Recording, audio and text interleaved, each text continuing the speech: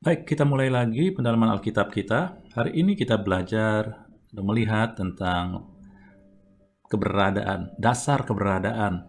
Dasar keberadaan apa? Kita, umat Tuhan. Ya, diambil dari kitab Efesus, dari kumpulan surat-surat Paulus.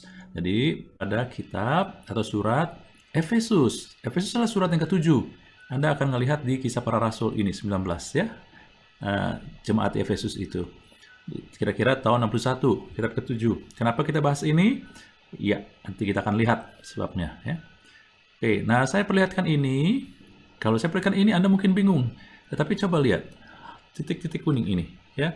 Titik-titik kuning semua Anda lihat. Titik-titik kuning ini banyak sekali ya. Kalau semana-mana semua ada kuning kuning kuning kuning. Apaan sih Pak itu kuning? Nah, saudara-saudari, ini adalah salinan daripada surat Efesus ya. Ini salinan surat Efesus ya. Dari pasal 1 sampai pasal kira-kira 5 ya.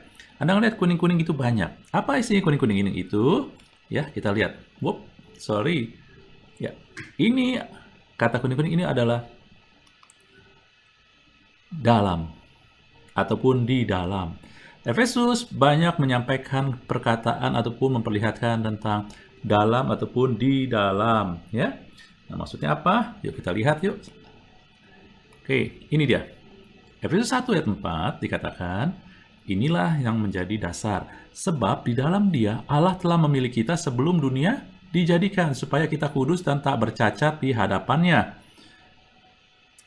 Intinya ini dia. Manusia diciptakan dalam dia. Kalau Anda baca, banyak terjemahan memiliki keterbatasan ya dari bahasa. Tapi Anda udah mengerti poinnya, maka Anda akan melihat maknanya yang sesungguhnya. Oke? Nah, di sini dikatakan bahwa Allah telah memilih kita, menjadikan kita kudus dan bercacat di hadapannya sejak sebelum dunia dijadikan. Itu berhubungan dengan begini kira-kira pernah maksudnya. Ya, manusia dari semula diciptakan untuk ada di dalam dia. Ini dia. Ya, sama kayak tadi. Jadi, manusia nggak bisa di luar Tuhan. Itulah. Sama seperti begini, manusia diciptakan untuk punya kebutuhan air. Kalau planet nggak ada air, nggak ada kehidupan manusia. Oke, demikian juga. Kita diciptakan dari semula, memang Tuhan sudah desain kita bahwa kita butuh ada di dalam Dia. Bagi orang yang percaya Yesus, kita sudah ada di dalam Dia. Ya, inilah yang kadang kita tidak sadari bahwa ketika kita terima Yesus, kita bukan hanya jadi orang percaya, tetapi kita ada di dalam Dia. Kegagalan untuk melihat ini ataupun tidak menyadari ini membuat hidup kita akhirnya penuh dengan tidak damai, tidak utuh, tidak memerintah, tertekan. Ya, kalau kita nggak menyadari bahwa kita di dalam Dia, kita merasa, aduh, dosa saya belum diampuni nih kali, ya makanya keadaan jadi begini. Atau Anda merasa, kok ada sesuatu yang kurang, ada harus cari sesuatu yang bisa menyenangkan Tuhan. Tidak, Anda itu karena Anda tidak menyadari. Ketika Anda sudah menjadi orang percaya, maka Anda adalah orang yang di dalam Tuhan, manusia di dalam Tuhan, di mana Anda akan penuh kepenuhan, otoritas, penuh damai sejahtera, sukacita dibangun. Tetapi kuncinya adalah Anda sadar enggak? Ya, sadar atau tidak? Gitu. Bukannya apakah Anda sudah di dalam Dia atau belum. Setiap orang yang sudah terima Yesus, dia ada di dalam Tuhan. Ya. Nah, lalu pertanyaannya lagi, di dalam Dia buat apa? Bagaimana sih? Ibu semua saudara-saudari lihat ini, ya. Kita lihat gambarannya, makna di dalam Dia. Anda lihat ini kapal penuh dengan ombak. Kalau Anda ada di dalam kapal ini, keberadaan Anda, keamanan Anda, ya, Anda sampai tujuan atau tidak tergantung dari kehebatan kapal ini. Ya, bukannya Anda. Badai besar, kalau kapal ini dahsyat, Anda nggak akan apa-apa. Anda mungkin merasakan oleng kiri kanan, tetapi tidak akan mempengaruhi keberadaan Anda, dan Anda pun bisa sampai tujuan. Itulah, Anda ada di dalam Dia. Anda seperti ada di dalam kapal ini. Ya, kekuatan kapal inilah yang menentukan keberadaan kita. Ya. Jadi, inilah. Kalau Anda baca kitab Efesus, maka perkataan kita di dalam Dia itu membuat kita mendapatkan pengampunan dosa. Ketika kita ada di dalam Yesus, maka kita mendapatkan apa yang dijanjikan. Kita juga dimateraikan oleh Roh Kudus, diberikan Roh Kudus. Kita diberikan tempat di surga, bukan perbuatan kita, tetapi seperti kapal ini, tergantung kapalnya, ataupun tergantung Yesusnya. Lalu Yesus sudah bayar, karena kita ada di dalam Yesus, kita memiliki tempat di surga. Tidak pernah kita masuk surga karena kelayakan kita, perbuatan kita. Kita dapat kasih karunia, kita memiliki dampak besar. Sehingga kadang-kadang manusia nggak sadar bahwa dia di dalam Tuhan, sehingga dia selalu melihat diri dia dengan kekuatannya. Saya nggak ada apa-apanya, saya nggak punya pengaruh, saya nggak ada urapan. Enggak, ketika Anda di dalam Kristus, Anda memiliki, karena Anda di dalam Kristus dan Anda punya dampak. Anda juga dibangun. Anda dibangun bukan karena saya keturunan orang baik-baik, bukan. Karena Anda di dalam Tuhan, maka kehidupan Anda pun dibangun. Dan Anda bisa masuk tata Allah, tata kasih karunia. Ya, bukan karena kelayakan. Ingat firman Tuhan dalam Ibrani katakan dengan darah anak domba. Ya, karena kelayakan Tuhan Yesus. Dan di dalam Yesus kita pun kudus. Kekudusan yang dituntut dari surga tidak bisa kita dapat dari kekudusan perbuatan kita. Hanya ketika kita ada di dalam Yesus, kekudusan Yesuslah. Oke? Nah, pertanyaannya, kenapa Tuhan memberikan kita anugerah tinggal di dalam Dia? Karena ini yang berhubungan dengan surga ataupun heavenly places. Apa itu? Ya, seringkali dalam kehidupan kita penuh dengan tuduhan, condemnation. Kamu nggak layak, kamu nggak benar, kamu kurang berdoa dan macam-macam tuduhan. Nah, inilah ketika Anda di dalam Dia, kelayakan kita semua bukan karena kita, tetapi karena Tuhan semua. Lalu kemudian Tuhan tahu bahwa kita hidup penuh dengan keraguan. Ya, oleh sebab itulah ketika kita ada di dalam Tuhan, nggak ada keraguan lagi. Kita memiliki tempat di surga. Kita mendapatkan kasih karunia. Kita memiliki Roh Kudus. Kita mendapatkan janji. Kita diampuni dosa kita. Ketika kita dalam Tuhan, Anda nggak akan ragu lagi. Anda dibangun. Semua ini ya, Anda miliki. Oke? Inilah tujuannya kita ada di dalam Dia. Nah, banyak orang berkata bahwa surat Efesus hanya bicara tentang menekankan kita di dalam Tuhan. Saya nggak setuju karena secara implisit ada lagi, yaitu Kristus di dalam kita. Karena ini suatu kesatuan. Ketika kita terima Tuhan Yesus, kita bukan hanya jadi orang percaya, masuk surga, tidak, saudara-saudari, kita tinggal di dalam Dia. Dan Dia, Yesus, di dalam kita. Kesadaran inilah yang kadang orang percaya kurang. Sehingga mereka kadang babak belur, penuh dengan condemnation, tuduhan-tuduhan, ya, yang membuat mereka hidup rasanya jadi berat sekali, karena dengan kekuatan sendiri, penuh dengan keraguan. Lalu kemudian, ya ada lagi hal yang lagi, mereka hidup nggak berdaya. Kita lihat yuk lanjutannya. Di sebelum Efesus 4 adalah Efesus 3, dikatakan terpujilah Allah Bapa Tuhan kita, Yesus Kristus, yang dalam Kristus telah mengurniakan pada kita segala berkat rohani di dalam surga. Jadi Anda lihat, dalam Kristus kita telah, bukannya akan, bukannya sedang, tapi telah. Artinya Tuhan sudah berikan segalanya. Bukannya kalau bahasa Inggris ada present perfect tense, artinya sekarang masih berlangsung, tetapi ini enggak, past tense, artinya sudah diberikan. Tidak berlangsung lagi, bukan berlangsung artinya enggak terima, tapi artinya Tuhan sudah berikan seluruhnya. Apa itu? Segala berkat rohani. Tetapi perkataannya di bahasa Indonesia surga, seharusnya heavenly places. Kenapa? Karena di sini di Efesus ya, ini bukan surga yang akan kita lihat ketika kita meninggalkan dunia. Ketika kita meninggal, masuk surga. Bukan. Heavenly places di sini bukannya adalah tempat, bukannya yang menunjukkan kepada tempat nanti kita masuk surga ketika kita meninggal. Buktinya apa? Buktinya juga di dalam Efesus 2 ayat 6, dikatakan di dalam Kristus, Ia telah membangkitkan kita. Anda sudah dibangkitkan belum? Sudah. Ketika Anda menerima Yesus, dibaptis, Anda mati bersama Yesus, dan bangkit bersama Dia. Jadi kapan? Apakah Anda ketika Anda meninggal? Bukan, saat ini. Jadi kita sudah dibangkitkan sekarang ini, memberikan tempat bersama-sama dengan Dia di surga. Perkataan surga ini sama, heavenly places. Ya, jadi bukannya surga nanti waktu kita meninggal. Buktinya lagi yang lain, Efesus 3 ayat 10. Sekarang, supaya sekarang bukan nanti, jemaat diberitahukan berbagai ragam hikmat Allah kepada pemerintahan-pemerintahan, penguasa-penguasa di surga. Sekarang ini kita memiliki hikmat, memiliki juga karunia, kuasa, kemuliaan Tuhan. Jadi apa dong surga di sini, heavenly places, ya? Ini nggak ada lain adalah tentang realitas yang tidak kita bisa lihat dengan mata jasmani. Oke? Jadi heavenly places, surga di sini adalah suatu realitas. Realitas itu kenyataan, sesuatu yang ada, sungguh-sungguh ada.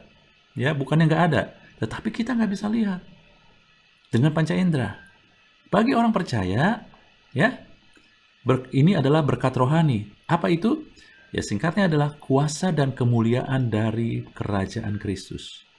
Anda nggak bisa ngelihat, ya, kerajaan Kristus, kuasa dan kemuliaannya dengan panca indera kita. Tapi itu ada. Dan sudah diberikan kepada kita.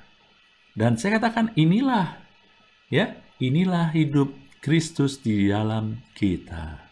Ketika kita diberikan berkat rohani dalam surga, ini merujuk kepada Kristus di dalam Krista.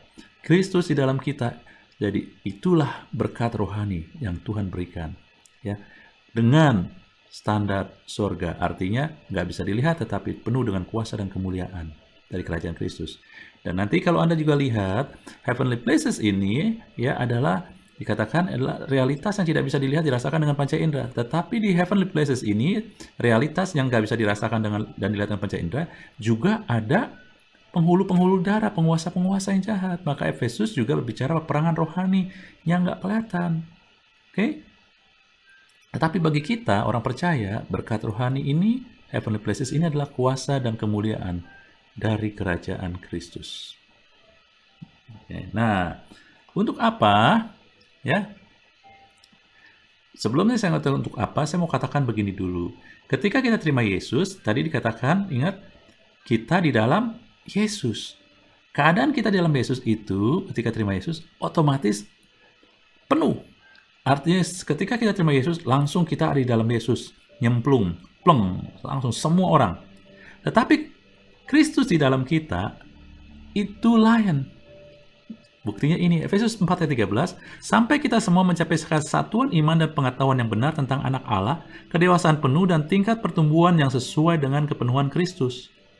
Jadi, dengan singkat, saya mau katakan bahwa Kristus di dalam kita, efeknya, dampaknya yang kelihatan, itu bertumbuh.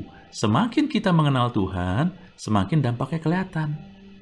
Ya, ketika kita makin bertumbuh bagaimana? Bukan semakin hebat berdoa, bukan, semakin mengenal Tuhan, semakin terarah kepada Tuhan, Bapak Ibu. Ya, jadi ketika Anda semakin melihat, berfokus, memiliki kesadaran, ya, tentang Tuhan, kenal janjinya, kenal pribadinya, maka dampak Anda, dampak Kristus di dalam Anda kelihatan. Ya, tapi ketika kita di dalam Kristus itu seketika. Itu tujuannya adalah, ya, yang berhubungan dengan surga. Surga melihat Anda seperti melihat Kristus. Karena apa? Di mana Andanya? Anda di dalam Kristus. Anda kudus, dari surga dilihat karena mereka melihat Yesus. Anda di dalam Yesus. Penuh gitu, ya. Tetapi Kristus di dalam kita, kuasanya dalam kita itu enggak. Saya kasih gambaran seperti ini, ya. Ini Anda lihat kapal, ya, kapal layarnya mungkin kadang 10-13 tingkat, saya nggak tahu, 10 lebih tingkat, seperti hotel. Anda ngelihatnya ini kapal luar biasa. Tetapi tahukah Anda bahwa kapal ini ada karena ada mesin yang bisa sampai 2 lantai, ya, digerakkan oleh mesin. Tidak kelihatan, ada di dalam kapal, nggak kelihatan. Tapi itulah yang menggerakkan, yang membuat kapal ini bisa berlayar dan Anda nggak merasa ombak besar. Ya. Tetapi saya mau katakan begini, semakin Anda mengenal keberadaan mesin ini.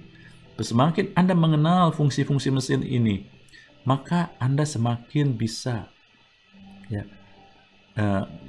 berlayar dengan enak. Ketika ada badai besar, Anda ngerti mesin ini harus di mana yang harus dibuka, mana yang harus ditutup, mana yang harus dikendalikan, mana yang harus di-adjust gitu, kira-kira diatur. Semakin Anda tahu mesin ini, semakin Anda bisa memanfaatkan kuasa, kekuatan, kecanggihan mesin ini. Demikian juga Kristus di dalam kita. Semakin Anda kenal Tuhan, semakin Anda efektif memperlihatkan kuasa itu. Oke? Kenapa kita perlu? Ini dia. Kita perlu ini, ya, Kristus di dalam kita, karena kita masih tinggal di dunia. Kita menghadapi dunia yang sudah jatuh. Dunia yang sudah jatuh apa? Bisa mengalami sakit. Orang-orang juga nggak sempurna. Orang-orang melukai Anda. Tapi ketika Kristus di dalam kita, Anda punya otoritas.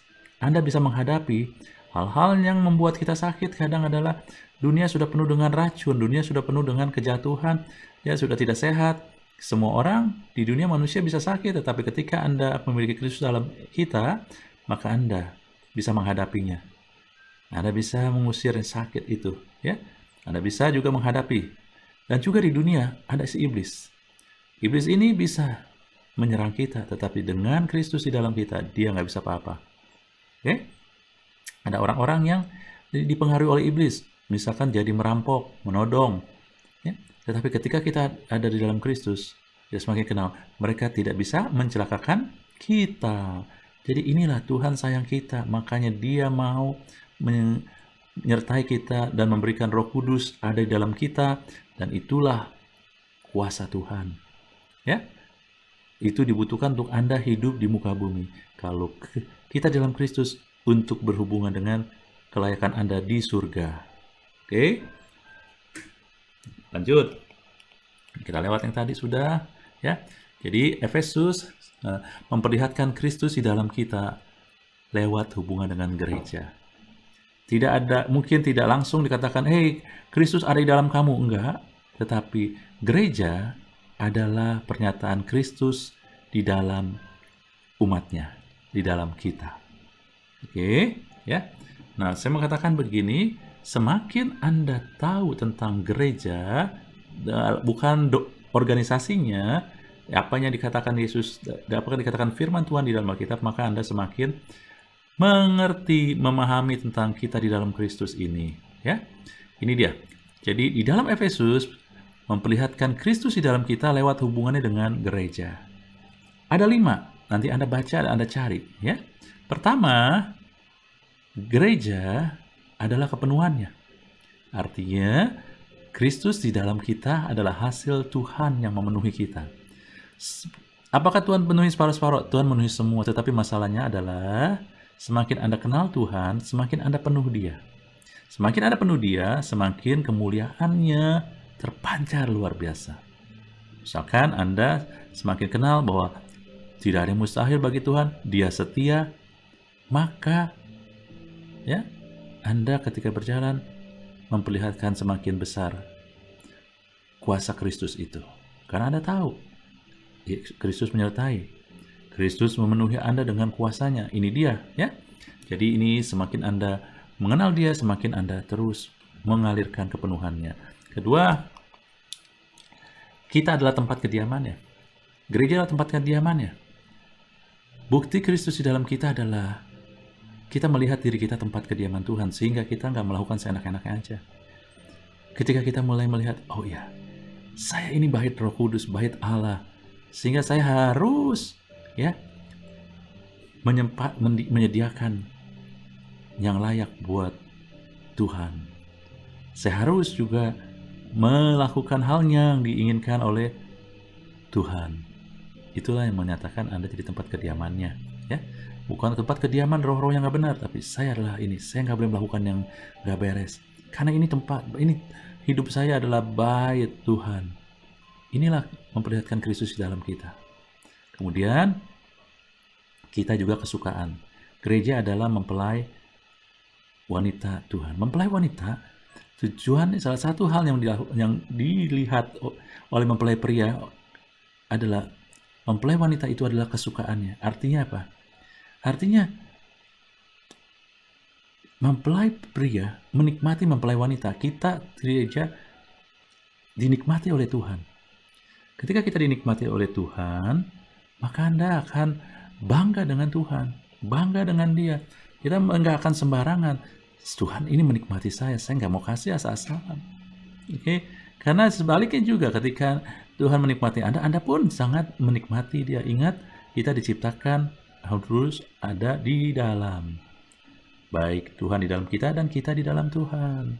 Oke, keempat, langsung nanti kita akan bahas lagi tentang gereja, bahwa gereja adalah prajurit Tuhan. Sehingga Kristus di dalam Anda bukan tentang kehebatan kita. Oke? Seorang prajurit ketika perang, dia yang penting adalah melihat komandannya. Komandanlah yang berpikir. Komandan yang menentukan strategi. Kita prajuritnya hanya mengikutinya. Oke? Jadi itulah gereja itu adalah prajurit Tuhan. Semakin Anda tahu itu, semakin akan terlihat Kristus di dalam kita dan manifestasinya, kuasanya. Ya, kuasa dan kemuliaan Tuhan mengalir lewat Anda. Yang kelima adalah terakhir, kita ini harta tersembunyi. Artinya apa? Kalau harta tersembunyi berharga nggak? Sangat berharga. Ya, kita harta tersembunyi. Jadi apa? Kita ini dibutuhkan. Mungkin Anda nggak ngelihat, Anda nggak merasakan, tetapi saya mau katakan, karena Kristus dalam Anda. Orang-orang yang merendahkan kita mungkin, Anda nggak usah marah. Anda lihat, Anda tenang aja. Saya ini harta tersembunyi. Orang-orang yang merendahkan Anda mungkin juga pandang sebelah mata. Biar aja. Lihatlah hubungan kita dengan Tuhan aja, bahwa saya harta tersembunyi. Suatu saat orang itu akan melihat nilai saya. Kenapa? Karena Kristus. Mereka akhirnya datang kepada kita, minta didoakan, tanya hikmat, ya, apa saja sudah. Nah, oke, saudara-saudari, sementara itu cukup dulu. Jadi ada dua, Yesus bicara tentang di dalam, yaitu kita di dalam Yesus, dan Kristus ada di dalam kita. Dan kesadaran inilah yang kadang dilupakan oleh orang-orang percaya, anak-anak Tuhan. Kita ini bukan hanya jadi anak Tuhan, tetapi kita harus tahu, ya, harus tahu sesuai tadi dengan judulnya. Kita harus tahu tentang, ya, keberadaan dasar kita itu, yaitu dua tadi. Kita dalam Kristus, Kristus dalam kita. Anda sadari, Anda terus percayai, maka itu yang mengubahkan kehidupan kita. Amin. Oke, saya cukupi. Terima kasih, Tuhan berkati.